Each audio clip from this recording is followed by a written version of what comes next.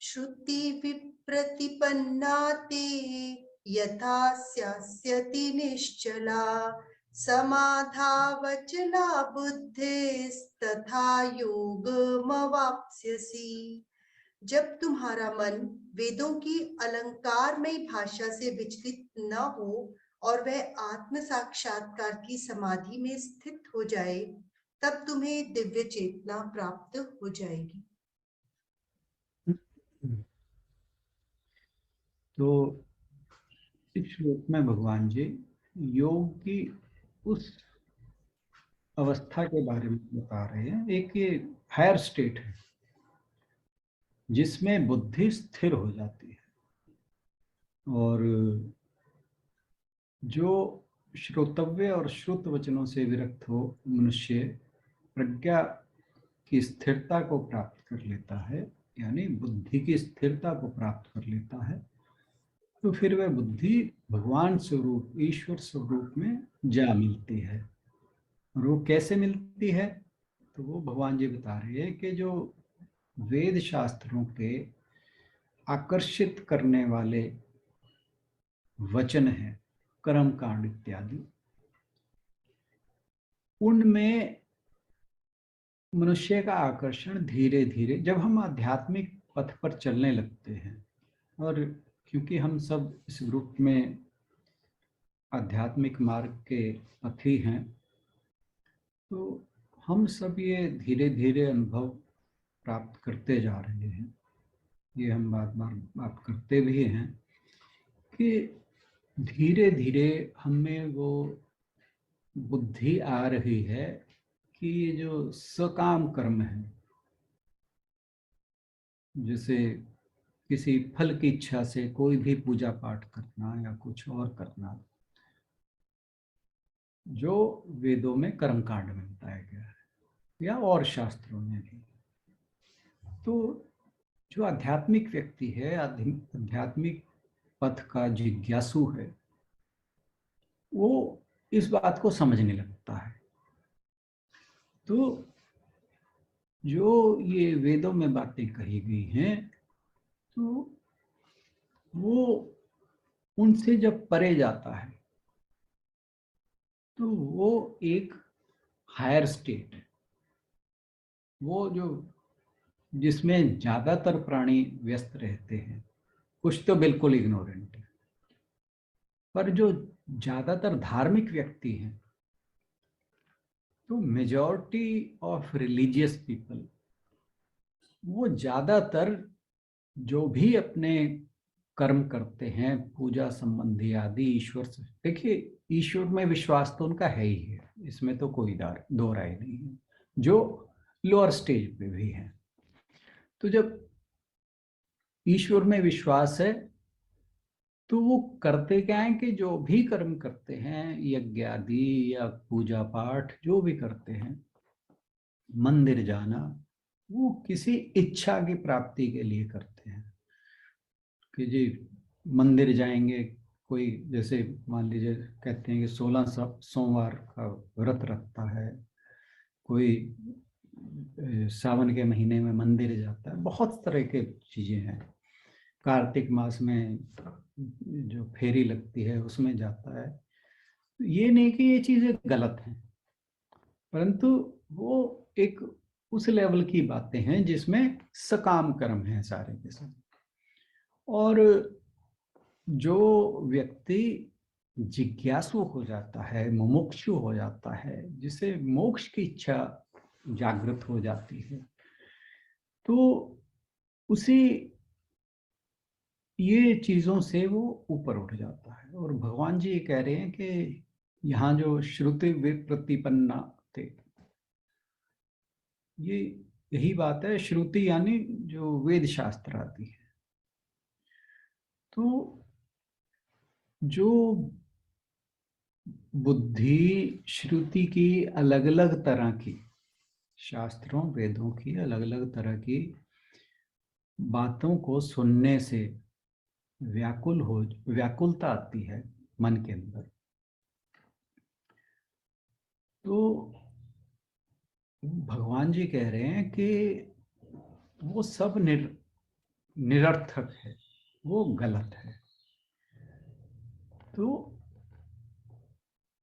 जबकि निश्चला जो यहाँ पे आया वर्ड यदा स्थास्यति निश्चला, कि यानी जो इस तरह के विक्षेप हैं जो श्रुतियों की या वेद शास्त्रों की बातें सुनने से मन में विक्षेप पैदा होते हैं, तो जब तेरी बुद्धि समाधि यानी ईश्वर स्वरूप में विक्षेपों से रहित होकर, निश्चला का मतलब है फिर वो हिलती नहीं है, ठीक है ना। तो निश्चला मतलब विक्षेपों से रहित होकर स्थिर हो जाती है और अचला अटल हो जाती है। फिर तब तू योगम अवाप्स्यसि, तो जो ब्रह्म के साथ एक रूपता है उसे प्राप्त हो जाएगा। तो जितने भी ये श्रुतियों में, वेदों शास्त्रों में भ्रम पैदा करने वाली बातें हैं, भ्रम कैसे पैदा करती हैं ये बातें, यानी जैसे बहुत से शास्त्रों में कहीं पर तो आत्मा को नित्य लिखा है, कहीं पर अनित्य लिखा है, कोई कहता है कर्ता है, कोई कहता है अकर्ता है, कोई कहता है सब कुछ एक ही है, कोई कहता है अलग अलग रूप हैं। तो कोई जगत को मिथ्या बताता है, कोई जगत को कहता है कि नहीं, ये सब का सब जो दृश्यमान जगत दिखाई देता है यही सत्य है। तो कोई कर्म की प्रधानता के बारे में बताता है, कोई ब्रह्म के बारे में बताता है, कोई ईश्वर को साकार कहता है, कोई निराकार कहता है, कोई सगुण कहता है, कोई निर्गुण कहता है। तो ये सारी की सारी बातें, अगर व्यक्ति इनमें उलझता है तो वो भ्रम की स्थिति में आ जाता है कि कौन सा रास्ता सही है। और फिर हमारे धर्म के अंदर, हिंदू धर्म के अंदर, सनातन धर्म के अंदर कोई शैव है, कोई वैष्णव है, कहीं व्रत की बातें कही गई हैं, कहीं तपस्या की बातें कही गई हैं, कहीं संन्यास की बातें कही हैं, कहीं कहते हैं कि गृहस्थाश्रम में ही सब कुछ मिल जाता है। कोई एक को अच्छा बताता है, कोई दूसरी चीज को अच्छा बताता है। तो ये सारी, और आपने देखा भी होगा, पढ़ा भी होगा, बहुत से ऐसे हमारे पास शास्त्र ग्रंथ उपलब्ध हैं जहाँ पे ये सारी बातें अलग अलग रूप में कहा जाता है कि ये अच्छा है, ये बुरा है। ये बुरा तो खैर नहीं कहते, ये कहते कोई अपने को अच्छा बताता है, कोई दूसरा अपने को अच्छा बताता है। तो जो साधारण बुद्धि है उसे निश्चय करना मुश्किल हो जाता है। फिर कहीं कर्मकांड को अच्छा बताया है, कहीं भक्ति को अच्छा बताया है, कहीं ज्ञान को अच्छा बताया है। परंतु जो स्वामी विवेकानंद थे वो कहा करते थे कि जो मोक्ष की प्राप्ति का रास्ता है वो सबसे ही प्राप्त होता है, और अगर सबको थोड़ा थोड़ा फॉलो कर लिया जाए तो वो रास्ता जो है वो थोड़ा इजी हो जाता है। तो इस प्रकार के जितने भी वचन हैं, जब व्यक्ति उनसे परे चला जाता है, इन सब से उसकी विरक्ति हो जाती है, तो फिर जो बुद्धि है वो आत्मा में स्थित हो जाती है। और जो ये श्रुति विप्रतिपन्ना की बात हुई है, यानी जो शास्त्रों को सुनकर बुद्धि विक्षिप्त हो जाती है, वो समझ नहीं पाती कि भाई सच्चाई क्या है, अच्छा क्या है, गलत क्या है, झूठ क्या है। तो यहाँ कहा कि जब इन चीजों से परे होकर बुद्धि स्थिर हो जाएगी, जो मैं कमेंट्री पढ़ रहा था उसमें लिखा था कि जैसे एक वायु रहित स्थान पर दीपक की लौ होती है, जो बिना हिले रहती है, उसे कहा कि वैसी स्थिरता जो प्राप्त हो जाएगी और अटल हो जाएगी समाधि के अंदर। समाधि मतलब ईश्वरीय रूप के अंदर। तो फिर बुद्धि जो है वो टिक जाएगी, और जब बुद्धि टिकती है तब कहा कि वह योग को प्राप्त हो जाती है। तो ये कब होगा? जब यह निश्चय हो जाए, जब व्यक्ति को ये समझ आ जाए कि जो देह हैं, इंद्रियां हैं, मन है, प्राण है, ये सारे चीजों से मैं अलग हूं, इनसे मेरा कोई संबंध नहीं है, ये सब मुझ में ही है, मैं इनमें नहीं हूं। जब ऐसी बुद्धि हो जाए, ऐसी मनस्थिति हो जाए, तो वह समाधि की अवस्था है। तो समझना चाहिए कि मुझे योग प्राप्त हो गया है। तो जो हम आध्यात्मिक पथ पर चलने वाले व्यक्ति हैं, जब हम अपने आप को इवेल्युएट करें, देखें कि हम कहाँ हैं, तो जब ये जो एक किस्म से पैरामीटर्स हैं, जब हमारे अंदर इस तरह के भाव उत्पन्न होने लगे, तो इसका मतलब है हम धीरे धीरे उस पथ की ओर बढ़ रहे हैं। तो जब विवेक वाली बुद्धि ज्ञान के द्वारा शुद्ध हो जाती है और शुद्ध होकर आत्मा में स्थित हो जाती है, आत्मनिष्ठ कहा जैसे, आत्मनिष्ठ हो जाती है, तो फिर जो जीव और ईश्वर है वो एक हो जाता है। जिसे कहा कि वो ब्रह्म के साथ एक रस हो जाता है, और यही योग की अवस्था है।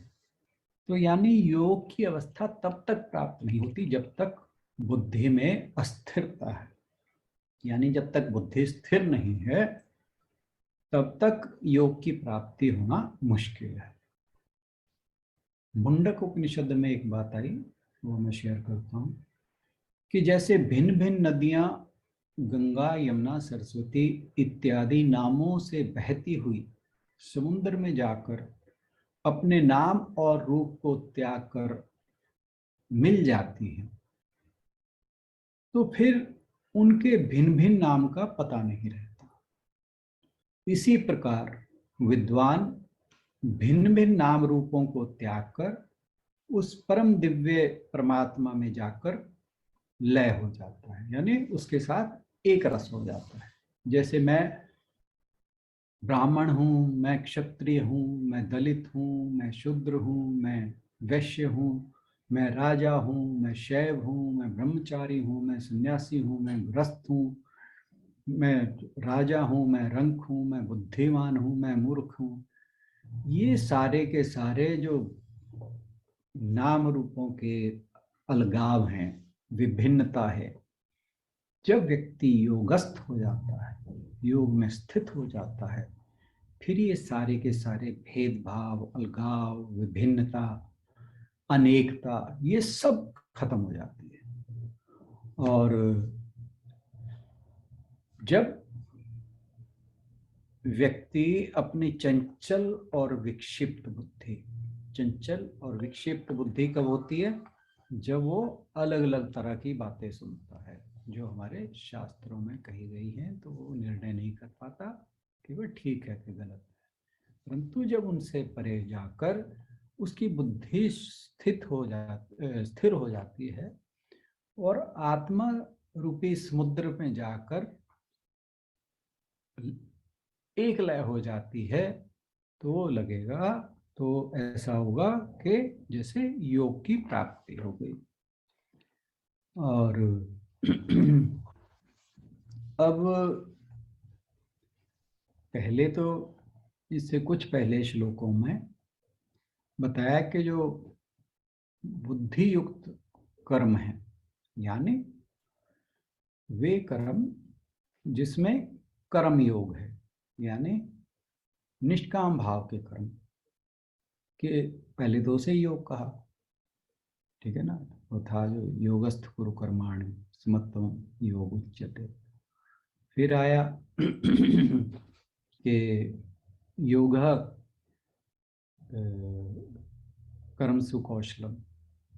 अब यहाँ पर बात आ रही है कि जब बुद्धि आत्मा में स्थित हो जाए तो उसको योग कहा है। तो एक्चुअली क्या है कि जब हम आध्यात्मिक यात्रा पर चलते हैं तो उसमें अलग अलग तरह के चरण आते हैं। हमें धीरे धीरे कभी हमें कुछ अनुभव होता है, कभी किसी तरह का अनुभव होता है। लेकिन ये जो दोनों बातें कही गई हैं, यानी जो बुद्धियुक्त कर्म है या जब बुद्धि स्थिर हो जाती है, ये दोनों को ही योग कहा गया और दोनों बातें अपनी जगह बिल्कुल सही हैं। इसमें कोई भ्रम की स्थिति नहीं है, क्योंकि योग का मतलब यही है कि जिसकी बुद्धि स्थिर हो गई है। और कर्म योग भी हमें उसी अवस्था तक ले जाता है जब हम निष्काम कर्म करके अपने कर्मों को ईश्वर को सौंप देते हैं, तो धीरे धीरे हमारी बुद्धि में समता का भाव आने लगता है और बुद्धि स्थिर होने लगती है। तो बातें दोनों कहने का ढंग अलग है पर बात एक ही है। और जब भी कोई व्यक्ति अपनी आध्यात्मिक यात्रा शुरू करता है तो उसमें समभाव आना धीरे धीरे शुरू हो जाता है। और लेकिन वो समभाव जो है वो स्थिर नहीं होता। कुछ क्षणों के लिए आएगा, फिर वो हट जाएगा। और परंतु जैसे जैसे हमारी यात्रा आगे बढ़ेगी, आध्यात्मिक यात्रा, तो जो महत्व का भाव है वो भी धीरे धीरे विकसित हो जाता है। और जो हमें समता के भाव के समय है वो धीरे धीरे बढ़ने लगता है। और जो पहले अनुभव कभी कभी होते थे इस महत्व के, वो थोड़े ज्यादा होने लगते हैं, ज्यादा समय के होने लगते हैं। लेकिन होता क्या है कि कई बार ऐसी परिस्थिति होती है जो हमें विचलित कर देती है और जो हमारी समता है वो बिल्कुल खत्म हो जाती है। किसी ने कुछ कह दिया, जैसे कोई अपना है वो कुछ गलत वचन बोल दे तो उससे बहुत दुख होता है। आदमी जो है उसकी बुद्धि में समता का भाव फिर नहीं रहता बड़ी जल्दी। जो जो व्यक्ति अभी इस यात्रा पर चल रहे हैं, तो हमें अपना एम क्या रखना है? हमें एम ये रखना है कि हम पहले से बेटर हो रहे हैं कि नहीं। तो और जब हम पहले से बेटर हो रहे हैं और होते हैं तो हमें उस स्टेज से पीछे नहीं जाना। ये बस ध्यान रखने वाली बात है। जैसे आपको ध्यान होगा कि आज से 20-30 साल पहले वो डायल अप वाले फोन हुआ करते थे, तो फिर वो धीरे धीरे वो कोडलेस हुए, फिर धीरे धीरे मोबाइल आ गया, अब स्मार्टफोन आ गए। तो यानी जो टेक्नोलॉजी की एडवांसमेंट हो रही है, तो अब जो व्यक्ति आज की डेट में स्मार्टफोन यूज कर रहा है वो जो डायल करने वाला फोन है उस पर बिल्कुल नहीं जाना चाहेगा। बस ऐसे ही हमें यहाँ ध्यान रखना है कि हम धीरे धीरे स्मत्व के जब अगले पड़ावों को पार करते जाते हैं तो हमारा प्रयास ये रहना चाहिए कि हम उस स्टेज से पीछे ना मुड़े। अगर हम उस स्टेज से पीछे नहीं मुड़ते तो हमारे अंदर धीरे धीरे ये जो यहाँ समाधि की बात की है, समाधौ वचला बुद्धि, वो स्थिति धीरे धीरे प्राप्त होने लगती है, जिसे कहा योगम अवाप्स्य। तो जब वो समाधि की स्थिति होगी, ईश्वर स्वरूप के साथ जब हमारी एक रूपता होगी, तो फिर समझिए कि हमारी जो आध्यात्मिक यात्रा है वो अपने अंतिम चरण में है। तो अब जब ये बातें योग के संबंध में अर्जुन ने सुनी, तो फिर उसके ऐसे योगी के लक्षण क्या हैं, उसके लिए अर्जुन भगवान से प्रश्न करता है अगले श्लोक में। तो उस पर चर्चा हम अगली बार करेंगे। आज के लिए इतना ही। बहुत बहुत धन्यवाद।